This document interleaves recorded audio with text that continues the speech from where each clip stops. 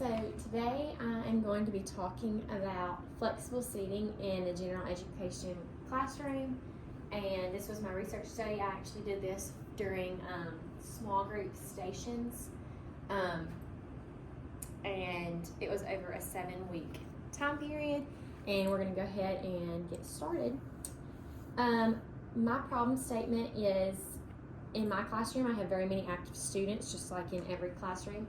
These students struggle to stay focused during lessons and independent stations, and as their teacher I want them to be successful and help them all I can. So I wanted to find out if flexible seating during small group stations is in the general education classroom is going to be, beneficial for them, or if it is more of a distraction. So let's go ahead and get started. Some questions that you might have about my study is who is in the study, what data will be collected, and the length of this study. So for this study I had students split into 2 groups, and this study was obviously done in this classroom, my 3rd grade classroom here at Rogers, and one group had 8 students and one had 9 students. One of them was my control group and the other was my experimental group. So one group had were told to sit in their seats during station work, and the other were able to sit in flexible seating. So what data will be collected? Students were given a questionnaire and teacher observations were taken, and students worked through comprehension passages that were graded from ReadWorks. The length of the study was, like I said, 7 weeks long, and these 2 groups each worked in a specific area. Y'all know how it is when students might change in different flexible seating options, they might get really distracted, might cause extra distractions. So I wanted to keep them in the same spot during their flexible seating stations.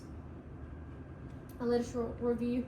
Schools have changed in a variety of different ways over the past few decades, like we have all seen. Many of these changes have positively impacted students and allowed them to be successful in the world around them after they have completed their education. Among these changes seen in schools, one change is how students are seated in the classroom. Some research, like the information collected by Kamani in 2017, states that this type of seating benefits different types of learners, such as kinesthetic learners. That's like I said earlier, that I had many different types of learners in my classroom. Some were very active, like I'm sure all you have some very busy bodies, and that's why I was excited about this, just because I found out that this is very beneficial to those active learners. This is important because we all learn differently, and the classroom is filled with many different types of learners. A different study focused on how big of an impact this seating style has on students' motivation. So that's sometimes students just, it's hard to motivate them, but it was found that if these students are comfortable, they're more motivated. One statement from Tracy Zalud with Oral University states that one way to influence student motivation in the classroom is through autonomy, supportive teaching practices, providing opportunities for choice. So these students get to choose, do I want to sit in flexible seating? Do I want to sit in the beanbag? Do I want to sit on the carpet? So those choices are very important for different types of learners. Parents' opinions are very important to the classroom, and there are many different opinions that parents have about this seating style. Some parents are all for it, and then some parents are a little bit apprehensive about it. One parent stated that flexible seating, there is no structure with 7-year-olds, when 7-year-olds can play, learn, or whatever throughout a classroom, while other parents stated that flexible seating allowed students to get the wiggles out, and it's fantastic for active students. And I mean, both of these opinions should be, took into consideration when deciding if this is good for your classroom. Both of these opinions. Also, in my research, I found that many teachers struggle with the students acting out during this type of seating. So this is another thing that I really wanted to see throughout my study, was how is student behavior during this type of seating. Students selecting their places did not hinder their ability to follow classroom expectations. That's what some teachers found.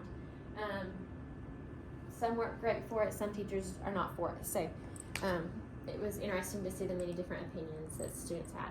So this study included both qualitative and quantitative study. I began the study by having students complete a survey focusing on flexible seating. I asked them, questions like, what is flexible seating? How do you feel about it? Are you able to focus? And many other things like that. I then began the study during station time. One group had 8 students in it, and the other had 9 students. Each group was given a reworks passage, comprehension passage, and the passage changed each week, but the difficulty level did not change. During this time, I was taking notes about how many times each group was distracted. That was my teacher observations that I was taking throughout the study. The data from this study showed that flexible seating in the classroom is beneficial, but students need some time to adjust. So at the beginning of the study, I was seeing a lot of distractions, and by the end of the study, students were able to, focus, and they just had to kind of adjust to the change. Students' opinions, questions that surprised me was, do you like flexible seating? And 14 out of 17 students gave me a positive answer, and the others said they had concerns about staying focused.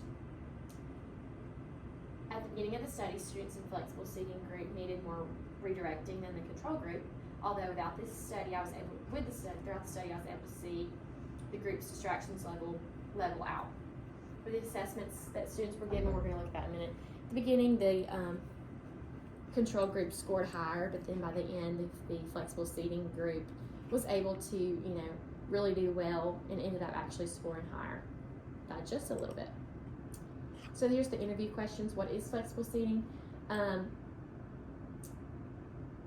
had many different answers. The same answer was sitting on the carpet and not at my desk. So when I'm working on the carpet, when I'm different ways of sitting, when you sit on the carpet. So that's my flexible seating. My classroom is on the carpet, and I have bean bags on the carpet, so that's what they see a lot. So that's why their answers are like that. Do you like flexible seating? I had 17 responses because I have 17 students, and I was surprised because a majority of them said sometimes, and I thought that would be a larger amount, but 65% on the rounded up, it said sometimes. A very, very small amount said no, and about 30% said yes. Which seating choice do you prefer to do classwork at? This was about half and half at my desk and flexible seating. Do you find it hard to focus when you are at flexible seating? 77% said no, and 23.5% said yes. Here is the students' distractions. The red group is my flexible seating group, and the blue group is my control group. As you can see, they started out with a lot more distractions than the other group. And then, as you can see, it equaled out by the end, but they definitely had more distractions at the beginning.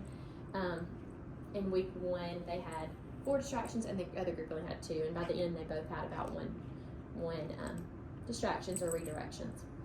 So here's the scores for the control group. You can see they're about the same. They stay pretty consistent throughout weeks 1 through 7. Starting out, average at about 87, and then they ended up at about 90%. So there's not a huge change. With students working through those same passages, they get familiar with it, and they definitely get better throughout time. So that was kind of just like a gradual increase. And this shows their test scores. It's very gradual. And this was the experimental group. They definitely started lower than the control group at 80%, where the other one was at 87%, and ended with 93%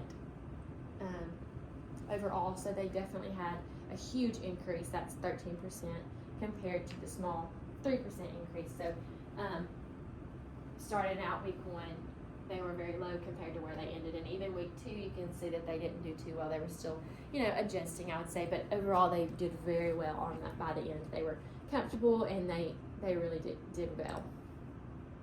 And this shows, as you can see, it's more of an increase than my control group. It was more consistent, but didn't have as much growth. So overall, there are different types of seating that were studied throughout this research, and yes, students had many different opinions, but overall it was very positive. And throughout my observations, I could see that this is very beneficial for students, but they do need time to adjust, and that if this time is given, that students can really benefit from this seating style and be very comfortable where they are. And as we can see with the data, this is very good for students. They just have to have time to adjust. And